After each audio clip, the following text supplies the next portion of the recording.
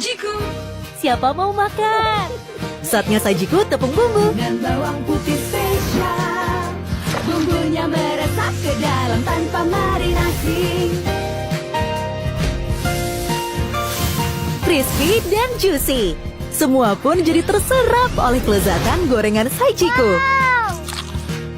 Berasa bawangnya. Sajiku tepung bumbu. Lezat meresap sampai dalam. Ajinomoto.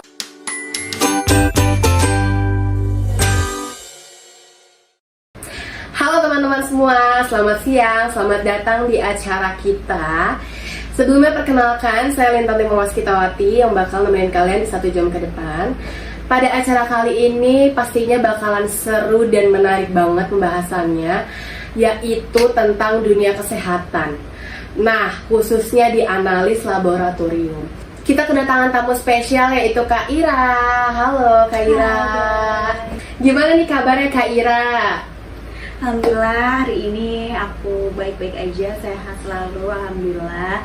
Semoga teman-teman di rumah juga sehat selalu ya, karena mengingat cuaca akhir-akhir ini itu sangat ekstrim, panas banget, tapi tiba-tiba malamnya hujan. Betul banget, aku setuju banget sih soal cuaca ini, karena aku sendiri juga udah pernah mengalami sakit ya belakangan ini karena perubahan cuaca yang sangat-sangat, menurut aku tuh dari panas terus tiba-tiba ke hujan terus panas lagi gitu loh teman-teman. Buat teman-teman kalian semua yang ingin mengajukan pertanyaan, boleh banget nih ke Instagram kita di @ngobrolyuk. Oke Kak Ira, boleh dong ceritakan tentang latar belakang Kak Ira sebagai analis kesehatan. Oke, jadi latar belakang aku dari dunia kesehatan, aku sudah semenjak lulus itu. Oke, jadi latar belakang aku memang backgroundnya dari SMK aku sudah analis kesehatan, lalu lanjut lagi kuliah D3 analis kesehatan, lalu aku bekerja setelah lulus freelance dulu awalnya menjadi swabber karena waktu itu bertepatan dengan COVID-19. Lalu setelah itu alhamdulillah aku keterima kerja di suatu rumah sakit swasta di Depok selama 1 tahun, terus aku berlanjut lagi pindah ke suatu rumah sakit swasta di Jakarta Pusat. Tapi karena berhubung jauh banget, jadi aku memutuskan untuk mencari rumah sakit yang deket-deket di Depok. Akhirnya dapet di suatu rumah sakit pemerintah yaitu RSUD Anugerah Sehat Afia sampai detik ini. Wah, beri tepuk tangannya dong teman-teman semuanya. Kak Ira ini sangat keren ya, karena Kak Ira ini berarti pejuang-pejuang masa COVID-19 untuk tenaga medis kesehatan. Wow, keren sekali ya teman-teman. Oke, selanjutnya apa sih Kak Ira untuk suka duka bekerja sebagai analis laboratorium? Oke, jadi sukanya dulu kali ya. Jadi sukanya tuh kita mendapat pasien yang ramah, yang bisa diajak bekerja sama, yang kooperatif, yang mudah untuk diajak komunikasinya pada saat pengambilan darah.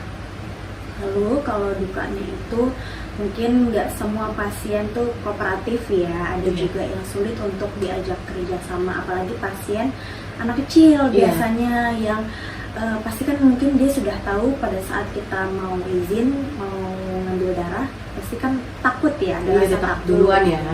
Jadi kita minta tolong untuk orang tuanya bekerja sama-sama kita untuk membantu dalam proses pengambilan darah. Terus ada beberapa juga mungkin pasien yang komplain, paling gitu sih ya dalam pelayanan. Tapi biasanya struggle apa aja sih kalau misal lagi bekerja di lab itu, apa aja yang sering banyak terjadi? Oke, struggle-nya mungkin yang sampai saat ini aku rasain ya, kalau aku pernah alamin itu paling kalau alat lagi trouble. Jadi misalkan udah pakai alat ya? Iya, sudah beranalyzer. Jadi pada saat pasien banyak atau sampel banyak, terus bertepatan dengan alat trouble, belum lagi kalau misalkan kita pada saat jaga sendiri itu sangat ke-trigger banget ya. Jadi paling gitu pada saat alat-alat trouble aja sih ya, untuk menghubungi teknisinya gitu, kadang sulit ya.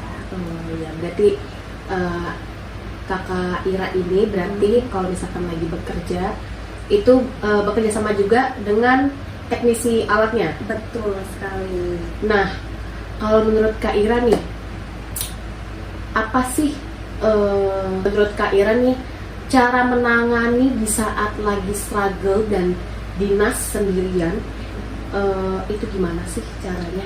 Oke, aku pernah juga pada saat jaga sendiri ya kebetulan.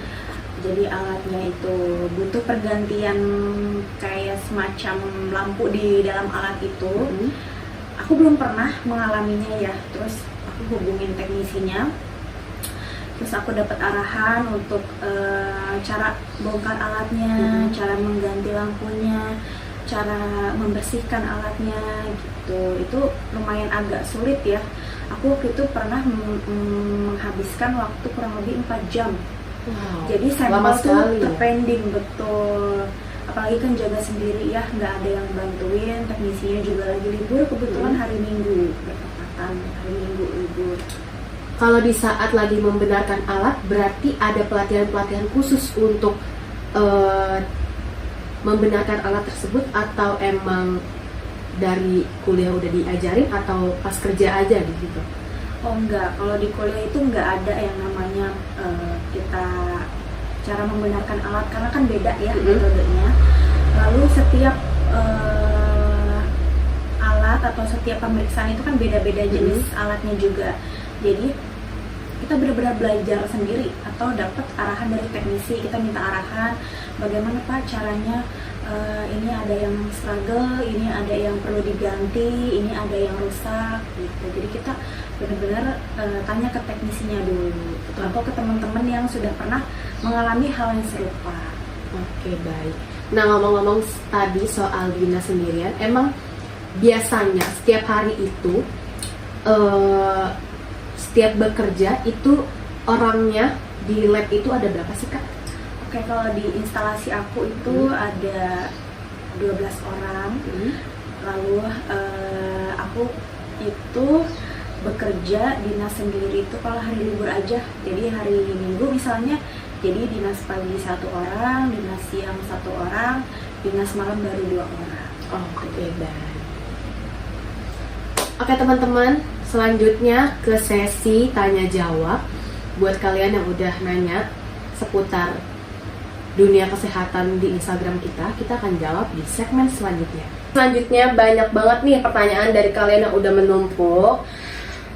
Dari Eka Dinda, bisa dijelaskan gak sih Kak Ira untuk apa sih peran utama dari analis kesehatan? Oke, jadi peran utama analis laboratorium atau analis kesehatan di suatu rumah sakit adalah membantu para dokter untuk menegakkan diagnosa pasien. Jadi ketika ada pasien sakit, dokter mengirimkan cek pemeriksaan suatu lab ya. Jadi nanti kita kerjain, kita keluarkan hasilnya. Jadi dokter bisa mengeluarkan diagnosa pasien tersebut, bahwa pasien tersebut tuh sakit apa. Wow, berarti analis kesehatan tuh sangat amat penting ya guys di rumah sakit. Oke, selanjutnya pertanyaan dari Kak Wibowo. Apa aja sih Kak tips untuk yang aktivitasnya padat? Kebiasaan-kebiasaan kecil apa yang dapat membantu untuk menjaga kesehatan tubuh? Wow, bagus banget ya pertanyaannya. Silahkan dijawab Kak Ira. Oke, jadi menurut aku yang pertama tipsnya adalah jangan lupa minum vitamin. Lalu yang kedua minum air putih ya, sehari itu 8 liter minimal, itu yang paling banyak. Terus jangan lupa pola hidupnya tuh diatur, jangan suka begadang, tidur tepat waktu, terus jaga pola makannya juga menurut aku ya. Nah, bagus banget pertanyaan-pertanyaan dari kalian. Terima kasih yang udah mau berkenan untuk nanya di Instagram kita. Nah, kalau untuk dari Kak Ira sendiri, biasanya apa aja sih kegiatan rutin yang setiap hari kakak lakukan? Karena kan pastinya kakak kerja di rumah sakit. Tips and trick untuk menjaga kesehatan tubuh, apalagi Kak Ira tuh kerjanya kan setiap hari. Nah, untuk Kak Ira sendiri apa aja nih tips and trick yang kakak lakukan setiap hari, karena kan kakak ya rawan terkena penyakit dan bekerja di rumah sakit setiap hari ya. Apa aja nih tips and triknya yang kakak lakukan? Nah, kalau Kak Ira sendiri apa aja sih keseharian dan tips and triknya? Karena kan kakak bekerja di rumah sakit ya dan rawan terkena penyakit. Apa aja nih yang kakak lakukan? Oke, untuk aku dan teman-teman, apalagi kita adalah nakes ya, yang udah bekerja di ruang lingkupnya itu rumah sakit, apalagi bertemu dengan pasien banyak ya. Jadi kita pasti banget minum vitamin. Vitamin itu aku minumnya vitamin D, vitamin C, vitamin zinc biasanya. Terus jangan lupa minum air putih yang banyak. Terus aku sempetin untuk olahraga 1 minggu sekali. Itu minimal jalan kaki aja nggak apa-apa. Itu 5.000 langkah minimal. Jadi biar kita tuh tetap berolahraga walaupun di tengah kesibukan kita. Nah, betul banget. Aku setuju banget sih sama Kak Ira. Suatu pekerjaan tuh pasti ada plus minusnya ya guys. Tapi gimana tergantung kalian cara menikmatinya. Wow, sangat bermanfaat banget nih Kak Ira untuk tips and triknya. Gak kerasa nih teman-teman, kita udah di penghujung acara. Acara kita kali ini sangat amat menginspiratif dan sangat amat menarik ya untuk dibahas. Terima kasih untuk Kak Ira yang sudah meluangkan waktunya untuk berbagi pengalaman dan cerita yang sangat amat bermanfaat. Nah, semoga pembahasan acara kali ini bermanfaat buat kalian semua. Saya Lintang Timur Waskitawati pamit undur diri. Sampai jumpa di acara selanjutnya. Bye-bye.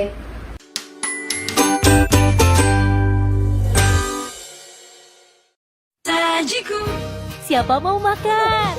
Saatnya sajiku tepung bumbu. dengan bawang putih spesial, bumbunya meresap ke dalam tanpa marinasi. Crispy dan juicy. Semua pun jadi terserap oleh kelezatan gorengan sajiku. Berasa bawangnya. Sajiku tepung bumbu. Lezat meresap sampai dalam.